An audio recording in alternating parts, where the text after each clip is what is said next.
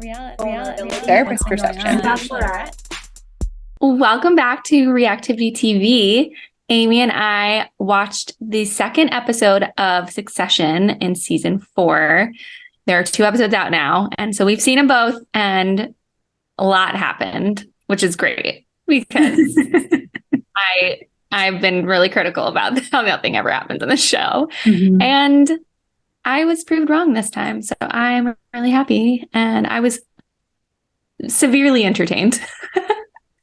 It was. I mean, this has been a really entertaining season so far, and Succession just has a really magical way of being such an intense drama, but also being so funny at the same time. It really strikes such a good balance. But yeah, this episode, jam-packed, they are going full effort for this last season. I'm hoping no ties left untied or whatever, no threads left untied, basically. And that's what it's feeling like. We are just going in. Everyone's speaking their mind. Everyone is doing everything they've always wanted to do. Yeah. So maybe you and I were wrong, and lots of things are going to change. We'll see. I mean, I'm still skeptical based on some of the behavior in tonight's episode, but especially how the episode ended. Yeah. I was a believer for a second, which I'm sure we'll get into. But maybe I can start us off because I think the thing that you have to talk about will take up the bulk of our time, because I have some thoughts too. Okay. But I wanted to talk about the situation / dynamic between Kerry, Logan's assistant / girlfriend / sexual partner. Not sure exactly what her title is, but definitely assistant, and her dynamic with Tom, Greg, and Logan as it all relates to her being an anchor at ATN. And so this was so fascinating to watch. I mean, again, so well played in terms of the way that Logan just is, the way that he can ask without asking, and people just understand what he means. But if you've watched the episode, you know that Logan essentially strongly floats the idea of Kerry being on air at ATN. And doesn't appear that she has much experience at all. And they put her on air and she flops. Again, not surprisingly. She fumbles over her words. She smiles at awkward times. She has rubbery arms, as I think Greg had described. And it's not good. I mean, and I think Logan is in noticing Carl is kind of mocking her. He's seen it. It's again, this is his company. This is his name. I'm imagining he doesn't want to sacrifice quality. And so he's feeling a little bit embarrassed. And we also see the kids making fun of her too, watching this on repeat. Anyway, so Logan again, heavily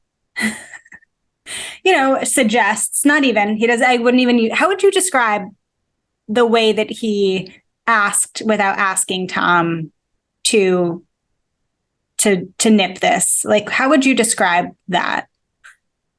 I mean, he just gave him a look, and Tom knew that he had to do it. Yeah. They are speaking the same Logan language. Yeah. I think Tom's well acquainted with it at this point, and gets it as fearful of Logan as he is. Yeah, you can tell Tom was trying really hard to read Logan's mind, and I think he felt really happy that he got it right. Yeah. And that they were on the same page too. Right. And so because you never know, and you can't be honest with Logan. Yeah. Right.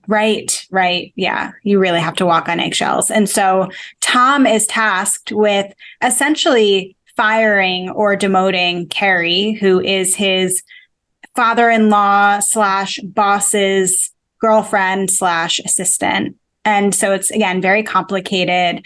And he doesn't want to deal with it, very clearly. And so what does he do? He delegates this to Greg, and in Tom's own manipulative way, he says, well, you've been wanting more responsibility. So Greg, why don't you go ahead and do it?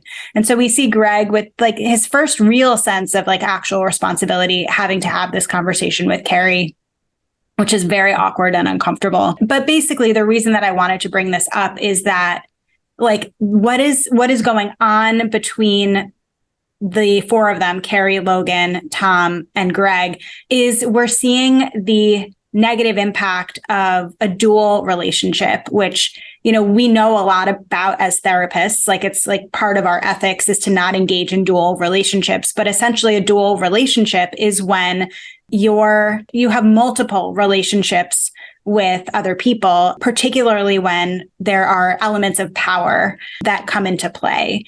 And that really complicates a relationship. And we saw it happen. There are really competing interests going on here between Logan and his company, Logan and his girlfriend, Logan and employee. And then we see, even Tom and Greg and kind of talking about like how to deliver this feedback. It's like, oh my gosh, like this is the boss's girlfriend, which adds another layer of like needing to be really delicate. And so like we want to avoid dual relationships at all costs. And in a family-run business, that's really hard to do. Greg even kind of alludes to that at one point in terms of like, people have been really skeptical about me and my rise to power, essentially, because I'm a cousin. And we don't want people like saying that about you, Kerry, kind of thing. But anyway, so I wanted to kind of point that out. And then I just kind of wanted to empathize with just how difficult it is to give critical feedback. And Greg was really put in a really tough position of being told to give feedback, but not give feedback to this person, essentially make this problem go away. But anytime, this is something that I've struggled with a lot as a leader or a boss, is like having to give critical feedback, knowing that it would probably upset someone, particularly if they had goals that aligned with like that directly related to the feedback you're going to give. So that really stood out to me. And Kerry, and again, why a dual relationship is complicated is because if Kerry were just an employee, a new news anchor on the street, whatever, like, or at ATN, she would have received that feedback a lot more critically, maybe, or like thoughtfully, or thought of like actually wanted to take notes. Right. She really wanted this and wanted to improve. But because again, and directly and from the right position of power. Right. Yes. This was such like an ancillary person to be getting feedback from. Like, why on earth would Greg be giving feedback to her? But because of, again, all of these dual relationships and this interweb of like dynamics, Kerry instead exerted her own power, right? Because she is way more powerful than Greg. Again, as Logan's assistant, as Logan's girlfriend, and just with her own life experience or whatever, like she was able to exert a lot of power. And that's, again, not appropriate. She, in that situation, is a subordinate, is someone who is at a lesser kind of like power position than Greg. But again, that's the problem with dual relationships. And so I just wanted to point that out. Mm-hmm. Right. Everything gets very cloudy as to who does have the power, who does have a say in how you move forward and everything, that it gets really confusing when there are multiple relationships going on. Yeah. So, but they know that. Yeah. They've had a lot of experience doing that, but they're just going to keep clouding it up, I suspect. Mm-hmm. So what about you? So the scene that really just blew me away in this episode was when all of the kids were at the karaoke bar and Logan shows up because Connor called him. And it was like everything that certainly Kendall and Shiv have like ever wanted to say to Logan. They just sort of started letting these things out. And in the most in a way that was like, okay, oh, we're not just talking about this deal that's going on right now. Oh, we're not talking about work as much as we keep saying this is about work. We're not talking about that.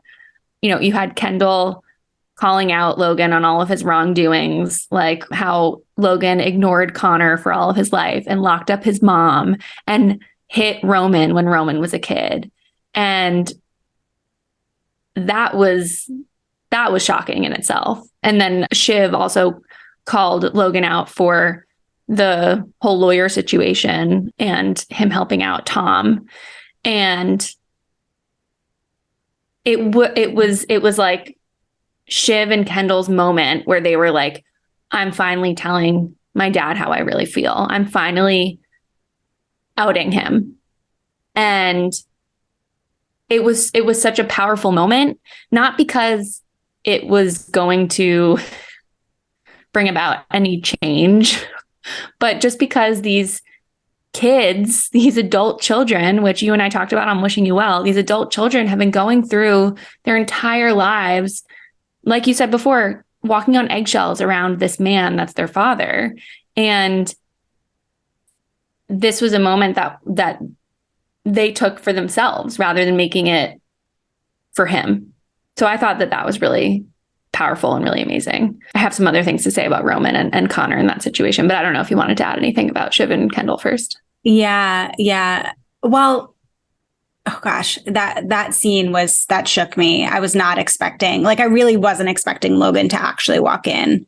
And there was a part of me that I thought, I was trying to empathize with each of his children.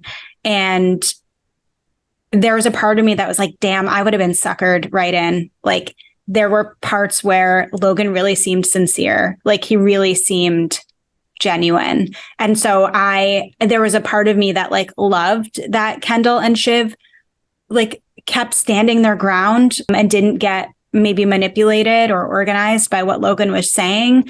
And then there was another part of me that thought, are you just being toddlers, digging your heels in because you finally have the floor, you finally have the power now, you have the leverage for the first time in your life, and are you just doing whatever you can to feel heard? And I think that's why they're wanting to push back on this deal, is to screw over their father, and it's going to screw them over tremendously. That saying, cutting off your nose to spite your face, that's exactly what they're doing. And so there was a part of me that was yes, do this, be adults, set boundaries, stand up for yourself. And also maybe pick a different, this might not be the thing to dig your heels in, because as Logan said to them at the end, it looked like with tears in his eyes, I love you, but you're not serious people.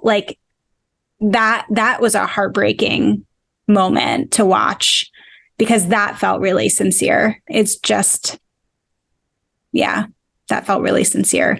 He was just disappointed in them.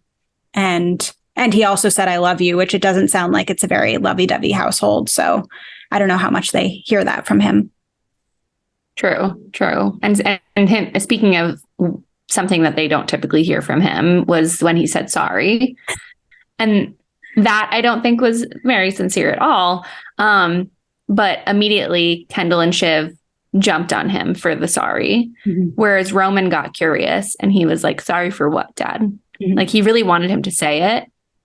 And this is something where you kind of noticed Roman doing, definitely in the last episode. And of course, in this episode, when you find out that he had texted Logan, happy birthday, he's been a lot more hesitant to go after him. And of course, now knowing, and I mean, that was the first I remember hearing about Logan hitting him. Was that not out already? We saw Logan hit him at a conference a few seasons back. He smacked him in the face, and then after sort of gaslit him and said oh, that was just an accident, right, Roman? And Roman was like, yeah. Okay. But we didn't know about the childhood. No, we didn't know about the childhood. Okay. We heard that they locked him in a cage, a dog's cage. Yes. But that seemed amongst the kids. That the kids doing that. Yeah. Right. Yeah. So what I was getting at though. Oh, sorry. No, God. I was just going to say, but notice how even with that, Roman was still so protective of Logan, because Kendall said like, and you beat Roman, and Roman was like, well, everybody did. And so he like couldn't actually let Logan take full responsibility for. Exactly. That. Yeah, no. And that's exactly what I was going to say, was that he already started making excuses as to like why Logan probably did that. So he's not in the same place that Shiv and Kendall are in right now. He's still in that I want my dad to see me. I want my dad to love me. And not that Shiv and Kendall aren't. I think their anger is just clouding a lot of that right now. But Roman's still in the I need to protect him so that he then sees me, and not. He's not going to see me and he's not going to love me if I attack him the way that my siblings are. Mm-hmm. And then, of course, we see that at the end when he goes to his dad by himself.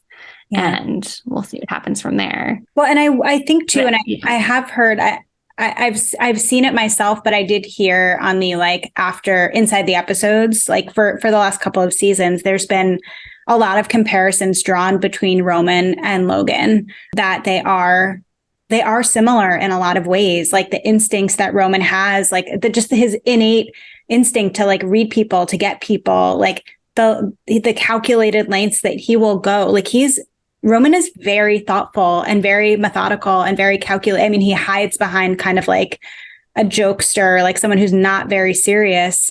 But maybe that's a piece of it too. Maybe Roman can empathize with his dad in the way that Kendall and Shiv can't, because they are similar.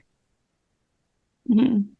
Yeah, and I wonder if the similarities are real, or if the similarities that are really between them are more about Roman trying to connect with him and Roman trying to catch his dad's feels.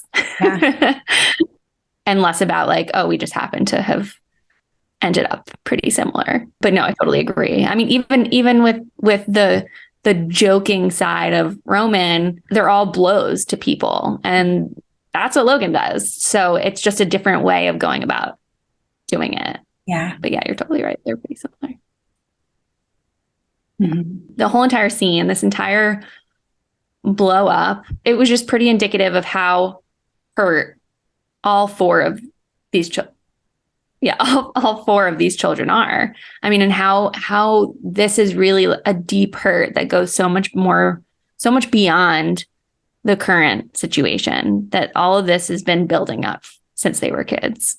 And I think that, Connor even ends up calling them out on this in the end, that he sees it. He sees it as like an outsider, because Connor's been an outsider for a long time. And so he viewed this entire thing not as the other angry sibling or the other hurt sibling, but the other sibling that's had it, that the other sibling that's like, yeah, this is how it is. And so he calls him out on it at the end, and he's like, you're just all crying out for his love. You just keep doing this. And I don't need this. I've already decided I'm done. And I mean, that was honestly like the most I've liked Connor mm-hmm. this entire series. Because you've just seen him in the shadows this whole time and being an interesting human being. But yeah, so I thought that his input was the most powerful his input has been this whole time.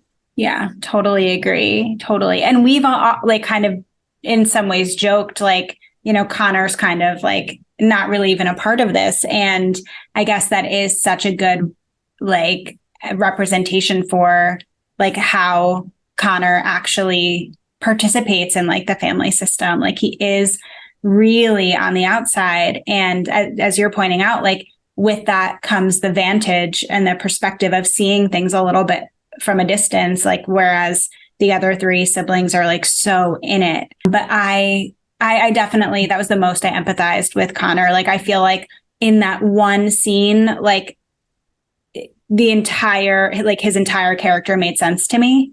Yeah. And I felt I don't think he was saying it in a way to like make us feel sad for him. He was saying it as a way to like, he felt empowered. Like he feels liberated by the fact that he's not them. He's not like clamoring for anybody's love. And we see that, I mean, he has a very transactional relationship with Willa, but he seems like he's like, I'm good. I'm secure in who I am. And that's the most powerful. We talk about power a lot in the show. That is the most powerful position to be in. And so, yeah, I wonder what they'll do with Connor's character as the show kind of progresses and winds down. But I loved that for him. Yeah. I mean, I think as empowering as it was, I think it was also a perfect example of as soon as you, an adult child, could or have made boundaries with your parents, and you feel that liberation that he was kind of giving off last night. It's not like a place you've landed and you're never gonna stray from. That you saw him go home and Willow was in bed when he was worried that entire time, even though he was saying that it doesn't matter if she loves him or not, and he goes and cuddles with her. And so you can tell that he still needs it. He wants love. Of course he does. It's not a place that he's permanently at. It's a place that he still battles with himself. Yeah, right. And of course, I mean, we see him running for president and holding on to like the 1% of the vote. Like all of that is, of course, tied to like his wanting and needing for approval and all of that stuff. He might not connect those two things to be true, but I guess as it relates to the business and again, putting himself through the things that the other siblings are willing to do in order to get dad's attention, he's just not doing that. And maybe it's because he knows it won't really work for him. Like I don't think it'd be very successful for him. And so he's found other ways to kind of get love, get attention. So yeah, Connor. Yeah. What an episode. Now I'm really excited for the next one. I know. Yeah, I guess. So this was, I think, called Rehearsal, and it referred to Connor's wedding rehearsal. So maybe we'll see yet another wedding on this show. I like to get married here. Yeah, too. Great. Well, I'm excited to see, and I'm excited to figure out our therapist perspectives in the next episode. So me too. Part of the season. Yes. Yeah, for sure. And we won't just be giving our therapist perspective and perception on Succession, but we'll be back with our therapist takes on other shows like Love is Blind season 4. I can't wait to get into with you, Catherine. So we'll be back for more. I already have some thoughts. Good. I also had thought of having our CFO join us for reactions at one point, especially when the couple start talking about finances. Great idea. So yeah, he can give us his financial take on, or his economist take on Love is Blind, which could be a nice crossover. I love it. That's such a good idea. But if you have other shows that you're watching that you want us to react to and give our therapist perspective on, let us know in the comments below. But until then, we'll keep tuning in, and we'll see you soon.